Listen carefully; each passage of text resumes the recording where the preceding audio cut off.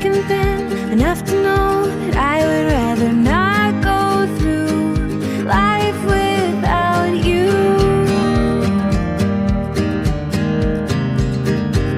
And in the end, I'm just glad we're friends. And in the end, I'm just glad. 大家好，我是张大哥。大哥已经把这部 W116350SEL 1979年的喷油盘已经拆下来了。我们来看这个喷油盘的编号是34035。但是大哥碰到了第一个问题就是这一缸这一缸的话。应该是它的第4缸它的第4缸。当引擎还没有发动的时候，它就开始漏油。这个问题呢，大哥目前无解怎么讲呢？因为它上下油室的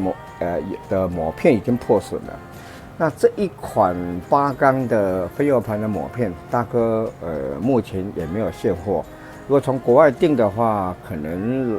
至少要花掉20多天的时间。那我们来看一下它这个破损漏油的状况大哥现在送电门目前大哥送电门。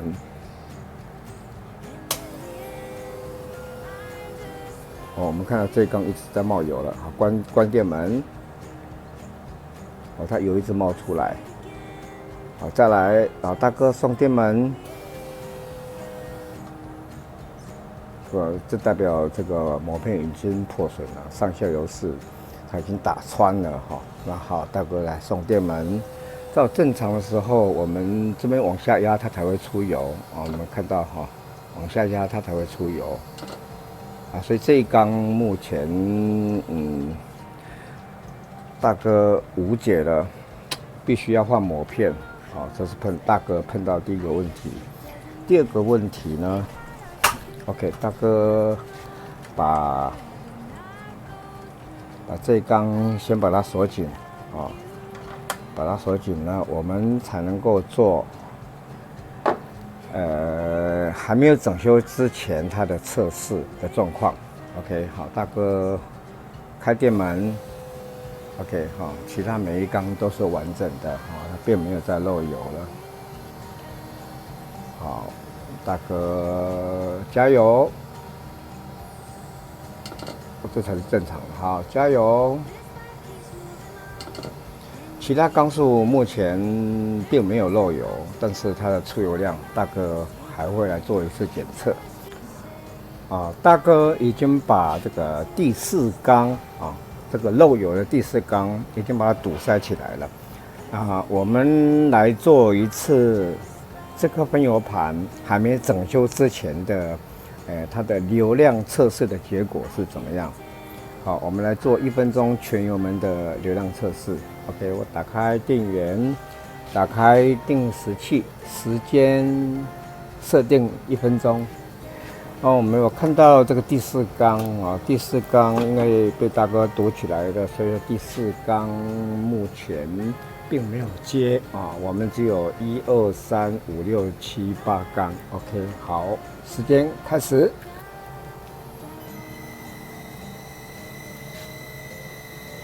我们来看一下这颗喷油盘在还没有整修之前，它的出油量的状况。我们现在看到那个画面上由右到左分别是1、2、3、4、5、6、7、8缸。那第4缸因为它漏油被大哥堵住了，所以我们现在看到是只有1、2、3、5、6、7、8的4缸，这7缸。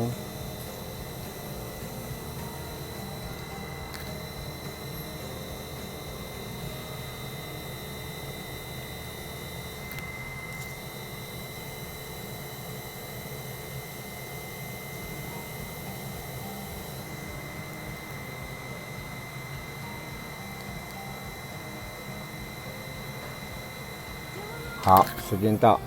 关闭定时器，关闭电源。画面上由右到左分别是1、2、3、4、5、6、7、8缸。第一缸的出油量在130，第二缸135，第三缸就比较低了120，第四缸因为没有接没出油，第五缸120，第六缸130，第七缸130，第八缸135。厂方要求是15%的误差范围。那我们从最高的120跟最低的120跟最高的140啊，第四缸的140，误差是20mol。误差20mol的话，如果以这个流量的误差20%的话，那就已经超过15%的这个15%的误差范围，而且它的出油量也偏低了，正确的出油量应该大概在150左右，所以这个分油盘现在碰到的几个状况，大哥现在已经把这颗W16560的分油盘，我已经把它拆下来了，大哥现在打算把它打开，但是打开的时候，我希望说，我们今天没有经过专业训练的，千万不要做这个动作，因为呢，你如果说很贸然的把它打开的话，你可能会伤害到，我们现在有看到这些膜片，我们现在有看到，这里面有些膜片，这个膜片呢，如果说我们没有经过专业的设备，那直接就把它打开，这些膜片就破掉了，那破掉的话就完全无解了。可能就是外国能够买得到的话，也会很辛苦，也许会缺料我大哥现在把它分油盘把它打开，然后我们来看看它分油盘里面到底是什么东西，结构是什么样，为什么这么精密？好，我们看到了，这是分油盘里面的结构。分油盘里面的结构大概就是这样子，它有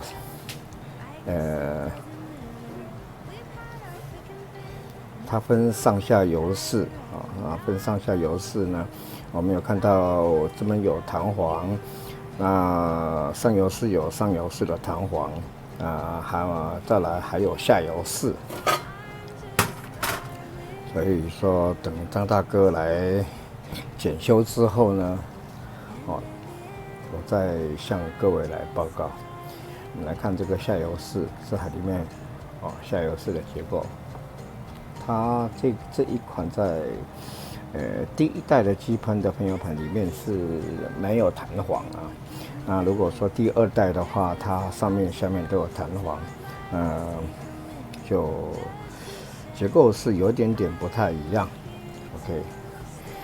等张大哥把这是上面的油室上油室的盖子大概长这个样子。那它的结构跟二代的基喷也是不太一样的。